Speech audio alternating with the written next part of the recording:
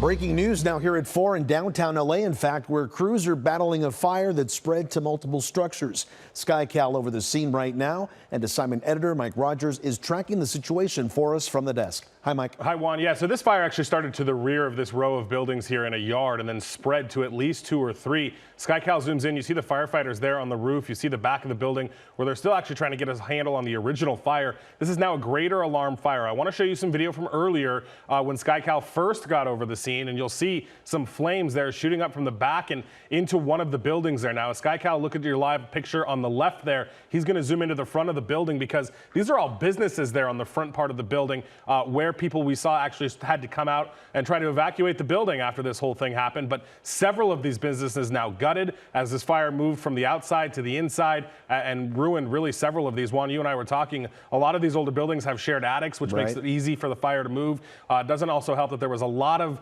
material, not clear exactly what was in the back of that building, but a lot of material to burn there. They're still trying to get a hold of it. This is a greater alarm fire now being handled by LAFD. Juan? Yeah, it's still so smoky out there, too. All right, Mike, keep us posted on this.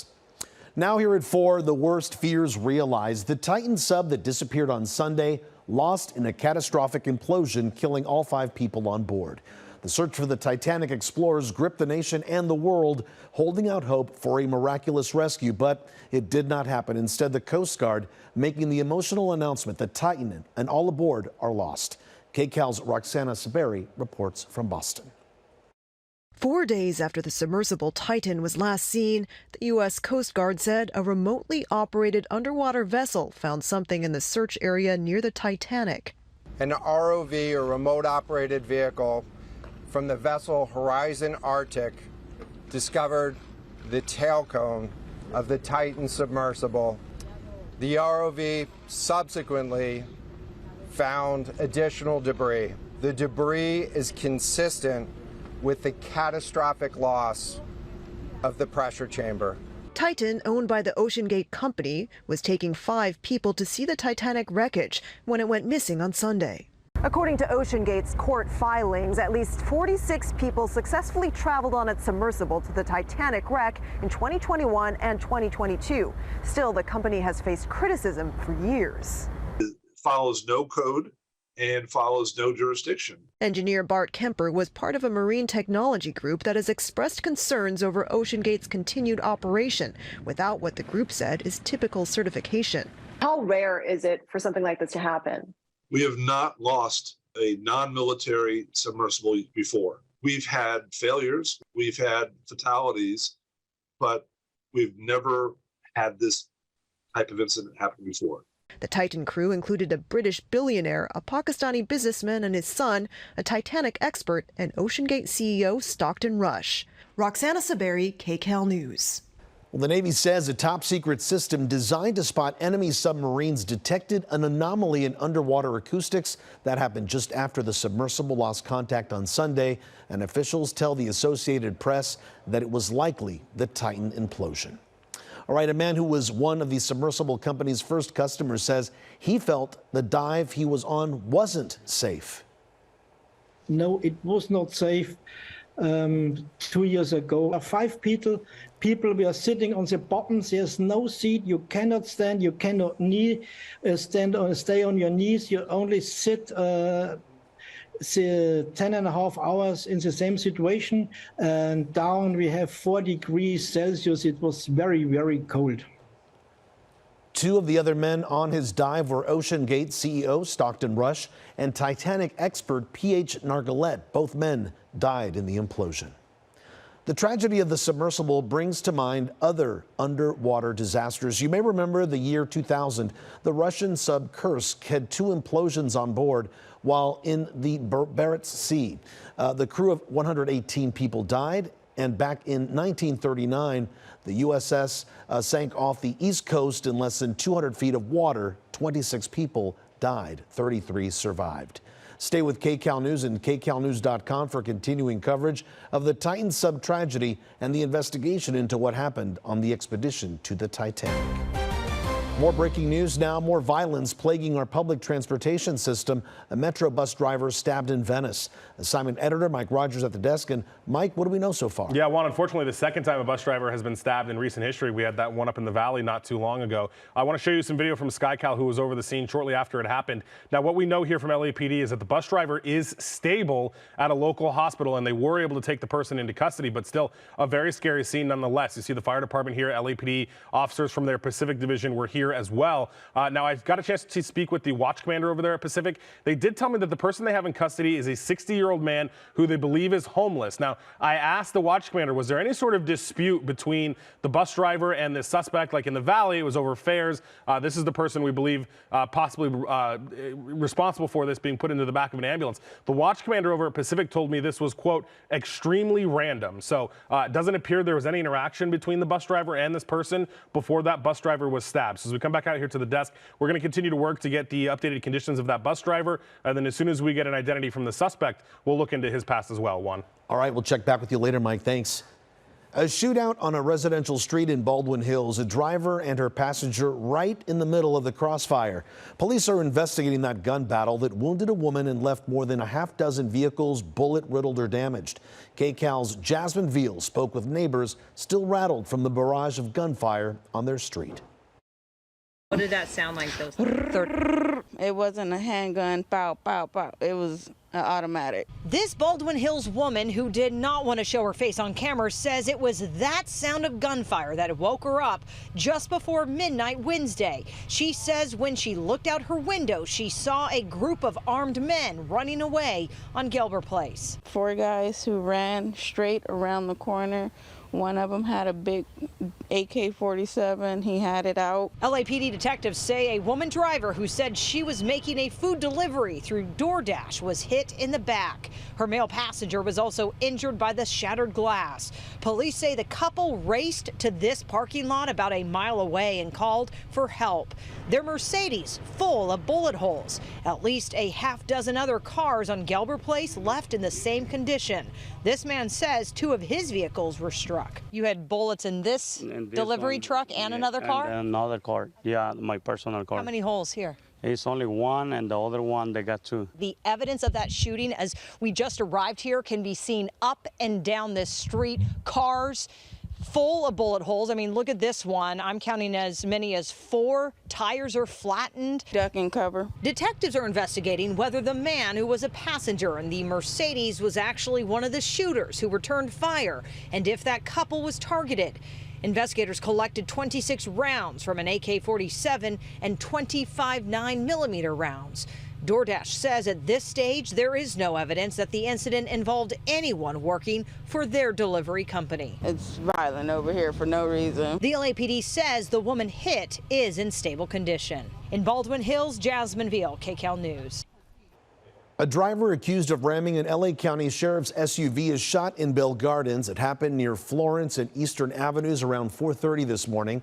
The Sheriff's Department says a deputy saw a white SUV doing donuts in the intersection. The deputy was trying to warn other drivers when the suspect rammed the patrol car twice. The deputy opened fire, wounding the driver. We don't have any word on his condition. Supporters of LA City Councilman Curran Price had a message for the other council members today. Don't vote to suspend him. We want Price! We want Price! They rallied in Florence this morning. They say Price is innocent until proven guilty, so he should be able to continue representing them. Price will be in court next month on charges of embezzlement, perjury, and conflict of interest. His constituents say that he has always been there for the community.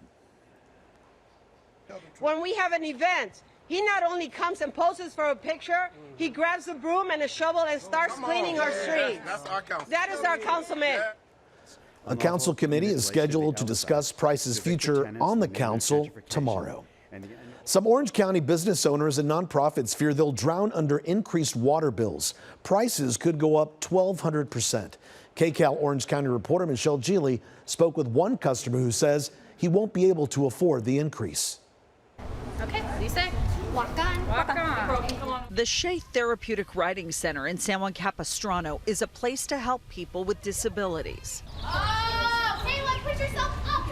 But it's the nonprofit organization that will soon need a major boost, to the tune of thousands of dollars, if the local water district follows through with its plan to impose a severe rate increase next month. We operate on donations, and so everything is very narrow margins. Our water bill, if this passes, goes from about $15,000 a year to $45,000 a year. More than 130 nonprofits, including churches and schools and other businesses like shopping centers in San Juan Capistrano, could be impacted by Santa Margarita Water District's new customer pricing designed to help pay for updated infrastructure. The proposed increases will affect San Juan Capistrano organizations like the Shea Center that have these fire suppression lines. There are 2 of these big water lines here at the stables in case of a fire. The increases are expected to be more than 700% for these lines, which, by the way, have never been used. We've asked the Water District for information to try and understand, because it's a very complex formula. And the first time we asked for information, we got an accidental email that basically said it will be interesting if they can roust somebody up who understands this enough, let alone to challenge it. The Water District is saying it sympathizes with those impacted. Quote, "We know that rate increases provide uncertainty and significant impacts on our customers. We will continue to work with all the businesses and community groups to help them understand the reasoning and methodologies for the proposed changes, along with the customer assistance program." This Orange County mom worries that huge rate hikes will affect how many can benefit from the horses at the Shea Center. That will be devastating because so many kids love coming here and it's such a welcoming place. In San Juan Capistrano, Michelle Geely, KCAL News. Coming up, flesh-eating seaweed, a warning to beachgoers in the Sunshine State as potentially harmful algae washes along the shoreline. Plus, concert goers scrambling for cover when golf ball-sized hail ruins the show. And a heist of high-priced kicks. Millions of dollars worth of stolen Nikes confiscated. What we're learning about this sneaker bust. And after a warm start to the summer season, we're cooling things off a few degrees today and tomorrow. What to expect for the weekend? I've got your forecast coming up. KCAL News is sponsored by the law offices of Jacob Imrani. CBS News Los Angeles, your local news, streaming wherever, whenever. A surprise in a warehouse full of boxes. Stolen Nikes worth millions. KCAL News reporter Rachel Kim tells us how police tracked them down. What does $7 million worth of Nike sneakers look like? Well, police say that's what's inside these boxes found in a Torrance warehouse. LAPD's commercial crimes detectives made the bust after serving a search warrant around 6 p.m. Wednesday. They say the case started with cargo containers that were stolen from trucks in LAPD's Harbor Division.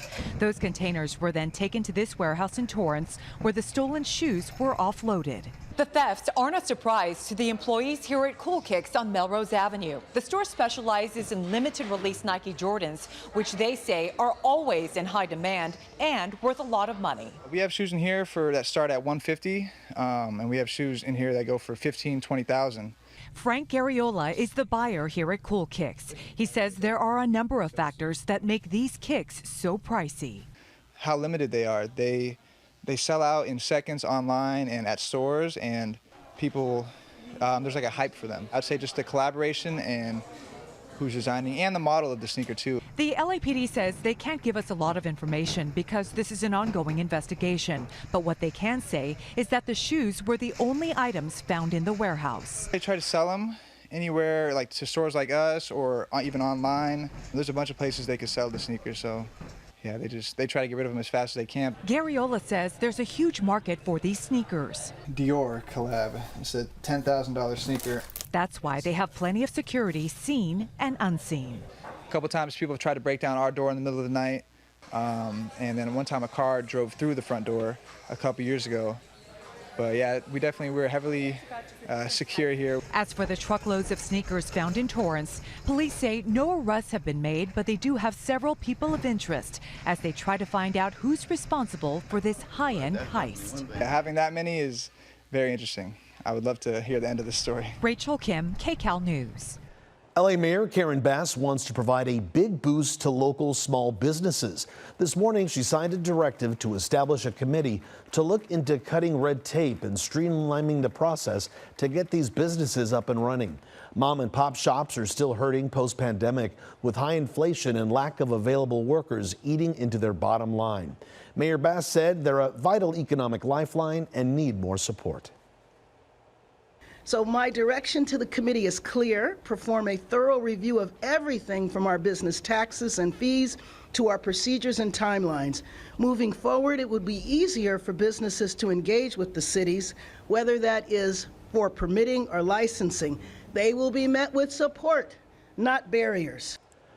The new LA Business Steering Committee will report back on its findings within the first 90 days of formation in order to make recommendations. Crews in Texas are searching for survivors after another round of severe storms slammed the south. At least 3 people have died. A massive twister slammed the small town of Matador, Texas, flattening homes and tearing roofs from buildings. A restaurant was also found with tables and booths still intact. Nearby, room after room of this motel is now visible from above. And in Florida, a water spout was spotted just off the coast of Fort Myers Beach yesterday morning. In Jasper County, Mississippi, Governor Tate Reeves toured the area where a deadly EF3 tornado hit late Sunday night. That was just one of at least a dozen storms that ripped through the state just this week. It's challenging, and our resources as a state going to be stretched thin? I'm sure that they are, because they always are. We are committed to making sure we get the job done. Now parts of Texas are bracing for a stretch of extreme heat, and with days of triple-digit temperatures in the forecast, the state's power grid operators are asking everyone to cut back on electricity and to avoid overwhelming the grid.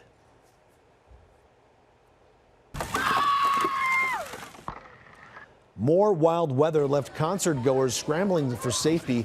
Golf ball-sized hail rained down in Colorado, forcing the cancellation of a Louis Tomlinson concert in the city of Morrison. People ran for cover as the hail pelted them. Nearly 100 of them were injured.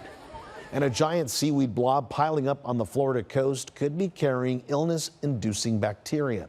Scientists say as the sargassum algae reaches shore, it picks up everything in its path, including plastic and debris. And they say that, combined with the Florida sun, can create the perfect environment for bacteria to cultivate, which can cause flesh-eating infections.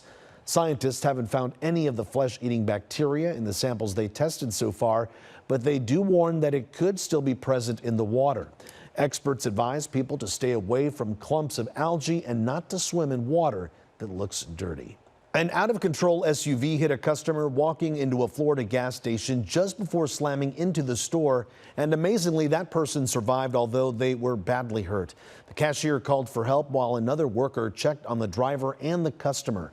Although the crash is believed to be an accident, the driver was arrested on criminal mischief charges. A 30-foot sinkhole forced some North Florida residents out of their home. Take a look at this. The massive area opened up just 2 feet from this duplex in Ocala.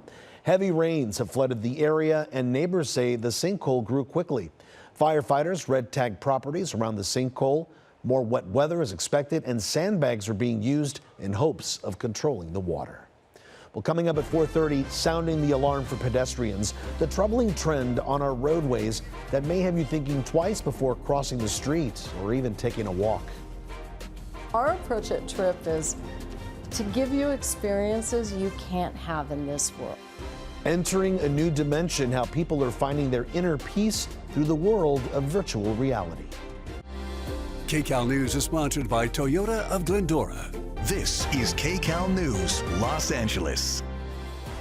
Now at 4:30, 2 people are behind bars this afternoon accused of burglarizing businesses in 4 counties.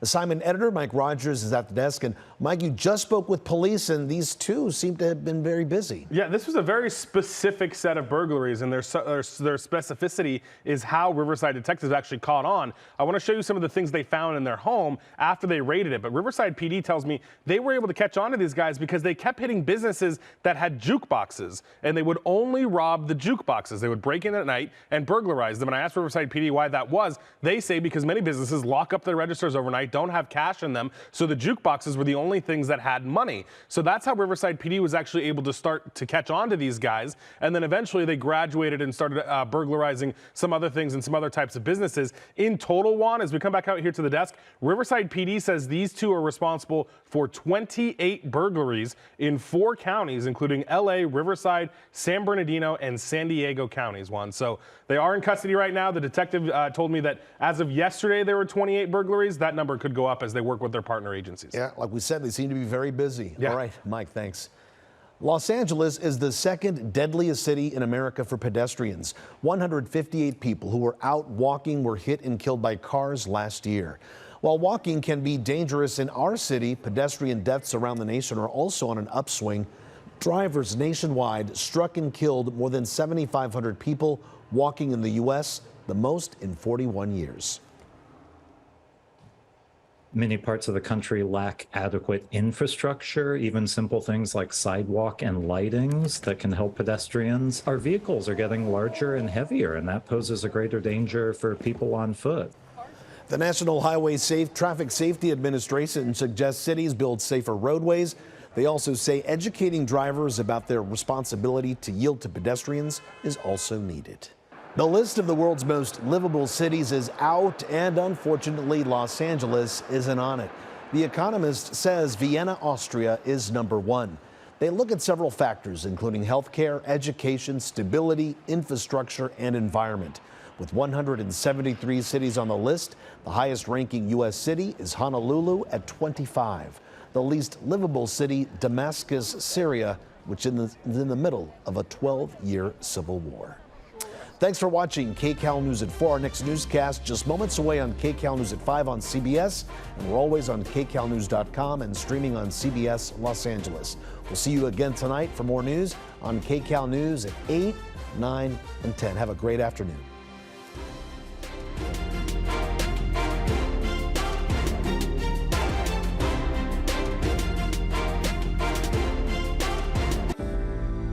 KCAL celebrates pride. Use hashtag #SeeUs to share your story.